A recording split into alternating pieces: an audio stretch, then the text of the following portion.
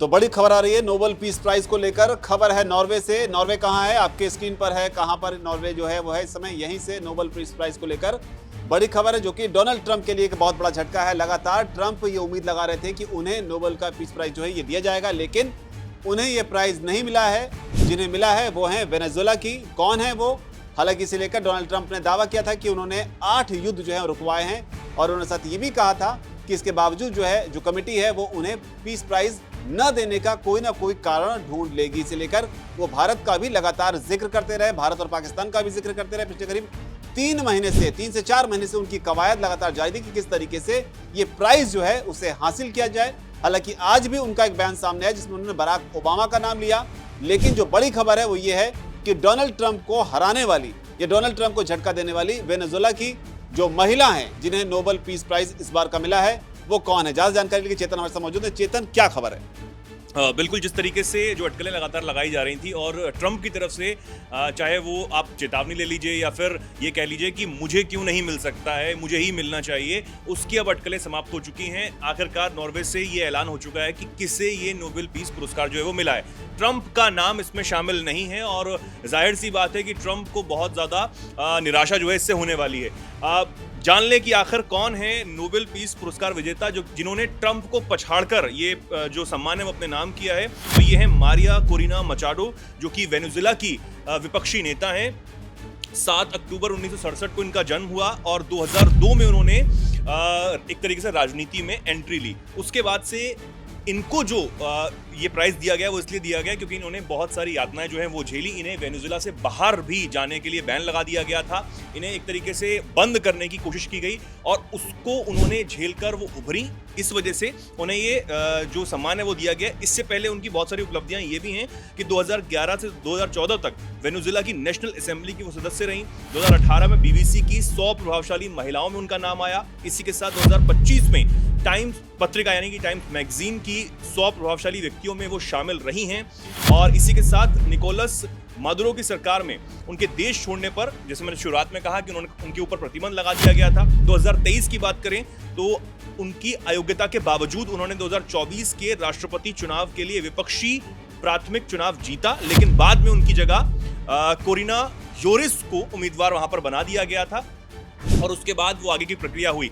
हालांकि बहुत बड़े पदों पर वो नहीं रह पाई, लेकिन जो लड़ाई उन्होंने लड़ी है उसकी वजह से उन्हें ये जो पुरस्कार है उसे सम्मानित किया गया है। जो उनका संघर्ष है उसकी वजह से सम्मानित किया गया। हालांकि संघर्ष लगातार डोनाल्ड ट्रंप भी करते रहे, कोशिश करते रहे कि किस तरीके से टैरिफ लगाकर या किसी भी तरीके से प्रभावित किया जा सके, लेकिन ऐसा करने में वो नाकाम रहे। चेतन, यहाँ पर एक चीज और जानना चाहेंगे, आखिर नोबेल पीस प्राइज की चर्चा हाल फिलहाल के दिनों में बहुत ज्यादा हुई। अगर हम बता पाएं कि आखिर नोबेल पीस प्राइज जो है वो दिया क्यों जाता है और भारत में अब तक ये किन लोगों को दिया गया है, तो ये एक एडिशनल इन्फॉर्मेशन हमें लगता है जानी चाहिए। बिल्कुल, बहुत जरूरी ये बात है और इसको समझने वाली बात है, क्योंकि नोबेल शांति पुरस्कार जो है वो दुनिया के सबसे प्रतिष्ठित सम्मानों में से एक माना जाता है और इस पर सबकी निगाहें जो हैं वो होती हैं। हर साल जब इसकी घोषणा होती है तो बहुत ज़्यादा निगाहें जो सबकी होती हैं। इसके पीछे की सबसे बड़ी वजह ये है कि ये पुरस्कार जो है वो अल्फ्रेड नोबेल के नाम पर जो है वो दिया जाता है और उनकी प्रेरणादायक सोच। अब ये वही व्यक्ति हैं जिन्होंने डायनामाइट जैसी एक विनाशकारी चीज़ का आविष्कार किया था, लेकिन बाद में उन्हें यह महसूस हुआ कि नहीं, शांति से ही दुनिया को जीता जा सकता है। तो उन्होंने उस बात को समझा और इसलिए उन्होंने अपनी जो वसीयत में ये कहा था कि ये सम्मान उन लोगों को दिया जाए जो देशों और समाज के बीच शांति, भाईचारा और सहयोग को बढ़ावा देते हैं। इसी के साथ वो नॉर्वे को एक शांति प्रिय देश भी मानते थे। जब ये सम्मान नेल्सन मंडेला, मदर टेरेसा जो कि भारत में थी, उन्हें मिला। मलाला यूसुफजई पाकिस्तान को भी मिल चुका है। मार्टिन लूथर किंग जूनियर जैसे लोगों को मिलता है, तो पूरी दुनिया का ध्यान जो है वो इस पर जाता है। भारत में न सिर्फ मदर टेरेसा, इसके अलावा जो कैलाश सत्यार्थी हैं उनको भी 2014 में शांति जो ये पुरस्कार है नोबेल पीस पुरस्कार उसको दिया जा चुका है। उन्होंने बच्चों की शिक्षा के लिए, बच्चों की जो बाल मजदूरी है उसके खिलाफ जो है वो लंबी लड़ाई लड़ी है, संघर्ष किया है, इसलिए उन्हें 2014 में इस पुरस्कार से नवाजा गया था। और इसको अगर समझें कि अब जो वेनेजुएला की नेता जो हैं उन्हें क्या कुछ मिल सकता है, तो हम सब जानते हैं कि गोल्ड का जो वो मेडल होता है वो मिलता है, एक अच्छी खासी धनराशि जिसमें 7 से 10 करोड़ की जो धनराशि होती है वो मिलती है और जो सम्मान तो होता ही है। आप कहें कि स्वर्ण अक्षरों में इतिहास में उनका नाम जो है वो दर्ज हो जाएगा। और सबसे बड़ी बात यह है, ऐसे समय में जब ट्रंप अपने आप को खुद इसका सबसे बड़ा दावेदार मान चुके थे इस मेडल के लिए, उनको पछाड़कर, उनको हराकर जो ये मचाडो हैं उन्होंने अपने नाम ये पुरस्कार किया है, तो सबसे बड़ी बात यहाँ पर हो जाती है। सबसे बड़ी बात हो जाती है जब आप बात करते हैं मार्टिन लूथर किंग की, जब आप बात करते हैं नेल्सन मंडेला की, तो आप अंदाजा लगा सकते हैं कि इस नोबेल पीस प्राइज का जो महत्व है वो कितना ज्यादा है। आसान भाषा में अगर बताएं तो कहीं ना कहीं ऑस्कर के टक्कर का आप इसे कह सकते हैं। हालांकि अलग अलग कैटेगरी में ये अवार्ड जो है वो दिया जाता है, लिटरेचर, साइंस और उसके अलावा पीस प्राइज तो है ही।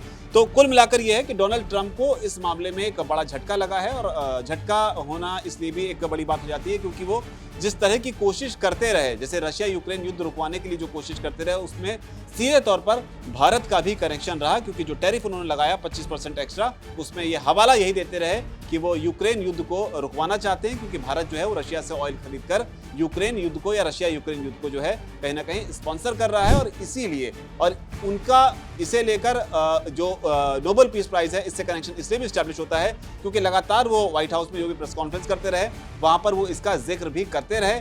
भारत और पाकिस्तान का भी वो जिक्र जो है वो करते रहे, यानी कि सारी कवायद यही थी कि किस तरीके से नोबेल पीस प्राइज उनको मिल जाए, ताकि वो भी इतिहास के पन्नों में अपने नाम को इस मोर्चे पर भी दर्ज करवा सकें। लेकिन एक बड़ा झटका उन्हें मिला है वेनेजुएला से। सर, इसमें एक चीज और बहुत महत्वपूर्ण है कि इस नोबेल पीस पुरस्कार के अनाउंस होने से कुछ घंटे पहले ही रूस की तरफ से बहुत बड़ा बयान सामने आया।